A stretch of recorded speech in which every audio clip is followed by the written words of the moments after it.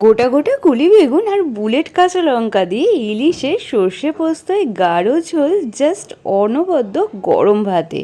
এই ঝোলটাই এতটা সুস্বাদু হয়, শুধু ঝোল দিয়ে মেখেই ভাত খাওয়া হয়ে যায়। তারপর তো বোনাস হিসেবে আছেই বেগুন আর ইলিশ। বেগুনগুলোকে হাফ চিড়ে নিয়ে নুন মাখিয়ে কিছুক্ষণ রেখেছিলাম, তারপর সর্ষের তেলে এপিট ওপিট করে ভেজে নিয়ে নুন মাখানো কাঁচা ইলিশগুলো দিয়ে দেবো তেলের মধ্যে। জাস্ট এপিট ওপিট একটু ভেজে নিয়ে পোস্ত সর্ষে পেস্টটা দিয়ে দেবো। ইলিশ মাছ কিন্তু বেশি ভাজলে শক্ত হয়ে যায়, তাই খুব বেশি ভাজবো না। তেলে ইলিশ মাছটা দেওয়া মানে ইলিশ মাছের ফ্লেভারটা তেলের মধ্যে খুব সুন্দরভাবে ঢুকে এলো। কাঁচা লঙ্কা, সর্ষে পোস্ত, সামান্য নুন চিনি দিয়ে পেস্ট করে রেখেছিলাম। তারপরে আবারও মিশিয়ে দিলাম স্বাদ অনুযায়ী নুন, চিনি আর হলুদ গুঁড়ো। যেহেতু ঝোল করব সেই জন্য পোস্ত সর্ষের বাটি ধোয়া জলও বেশ খানিকটা দিয়ে চাপা দিয়ে দিয়েছিলাম। মাছটাও বেশ সুন্দর ফুটে সেদ্ধ হয়ে গেছে। এরপর ওপর দিয়ে কাঁচা সর্ষে তেল ছড়িয়ে নামিয়ে নিলেই রেডি সর্ষে পোস্ত ইলিশ মাছের গাঢ় ঝোল। তোমরাও কি আমার মতো ইলিশ প্রেমী? তাহলে অবশ্যই জানিও।